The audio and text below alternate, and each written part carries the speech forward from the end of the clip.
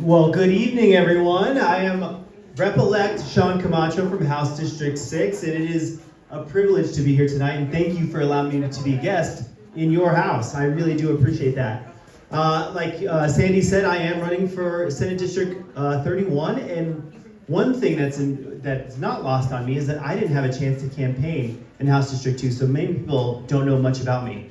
I grew up in Colorado Springs. My mom is from Puerto Rico, my father is from Guam, and neither of them spoke English as a first language. It was incredibly important to my parents that we became part of our community, and the way we did that was by working hard. And in my youth, the way we paid our bills was by stocking shelves at the then Peterson Air Force Base Commissary for 20 cents a case. And we did that night in and night out, 7 days a week, until my mother got a union meat cutting job. That's right, and our lives vastly changed. I was no longer stocking shelves, and I had the opportunity to really pursue the things I was passionate about. And I always knew I wanted to live a life of service, so I worked really hard in high school. I had the opportunity to go to the United States Air Force Academy. I still serve in the Air Force today. I'm actually the acting commander of my unit out at Buckley.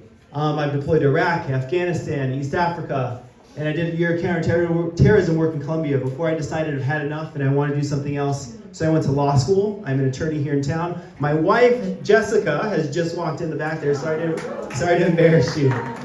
Well, we have two boys who go to Denver Public Schools, and we are so thrilled to be part of the process here in Colorado. And why am I running for Senate District 31? Like I told the folks in HD6, I am going to provide leadership in an area we truly need in the state, and that is on Tabor. I was on that federal Tabor lawsuit. I've challenged it, and I've helped the team do that for many years, and I hope to do that again at the legislature. Because it is a fact that if we are walking into that building next month and we are $1 billion in the hole before anybody passes a single bill.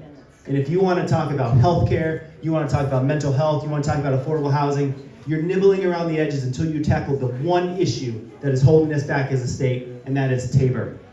And in this Senate seat, I will have the opportunity to not only attack it this year, but this will be a prolonged process to get us to where we need to be, to modernize our taxing system so we can make sure that we are providing for everyone in this room, for our kids and our families, and we all get the future we deserve. I also recognize that the state Senate is not the most diverse body in all of state government. There are 3 Latinos in the state Senate, 2 of which are term limited, leaving 1 Latina to represent the interests of 22% of the state. And as a Latino male, I find that absolutely ridiculous.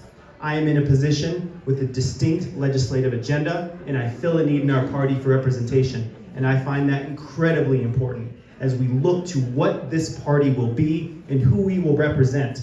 And I find those reasons compelling to run for Senate District 31, and I thank you for your time.